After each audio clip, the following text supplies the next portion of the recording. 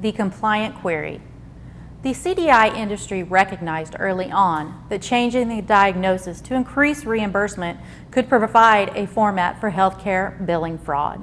The country's largest hospital claims payers spoke out early on and stated they supported the process of hospitals improving the physician's documentation for increased reimbursement. They gave the industry one instruction.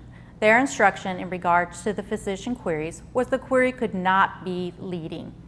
They gave no further instructions as to what they believed a leading query entailed. The industry decided that a yes or no query was a leading query.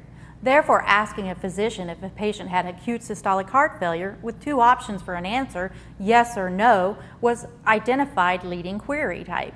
Since then, a few of the industry leaders in CDI have promoted their own policies as to what a leading query is or is not. Although their policies are quite detailed, the payers have not announced their buy-in of these policies. We believe that each hospital must have internal policies and procedures in place that give instructions to the clinical documentation improvement staff on leading queries. We encourage all CDIs to follow the hospital's policies. The first few years of CDI industry focused on not writing leading queries. However, they were writing leading queries without knowing they were. Very shortly after, this type of leading query was the writing of a query for a disease the patient did not have. Many of the largest CDI consulting companies who contracted with hospitals to implement CDI programs promoted sepsis query opportunities using a publication presenting one impression of the clinical indicators of a septic patient. The group of physicians who published their impression did not specialize in infectious disease. The consulting company had hospitals across the nation writing sepsis queries on almost every patient who had a localized infection. The federal auditors saw a sudden rise in sepsis reporting and targeted hospitals who were at the top of the list of the sepsis patient claims. Millions of dollars of hospital reimbursement were given back to the federal government when the federal auditors performed chart audits and applied clinical review to the supporting evidence in the medical record. The auditors reported over and over that the claims coded as sepsis were overcoded and that the patient did not meet the clinical criteria or treatment to warrant a diagnosis of sepsis.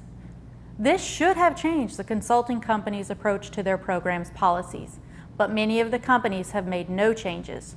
They stand by their soft clinical indicators and encourage hospitals to appeal audit findings. Federal audits can have as many as 4 levels of appeal. Once a hospital pays for all levels of appeal, the additional reimbursement they received when they coded a local infection claim to a sepsis claim is long gone. Evernorth CDI's mission is to warn CDIs that it is more to writing a leading query than to ask a yes or no question. We believe a leading query is a query that does not have the clinical evidence of the disease queried for.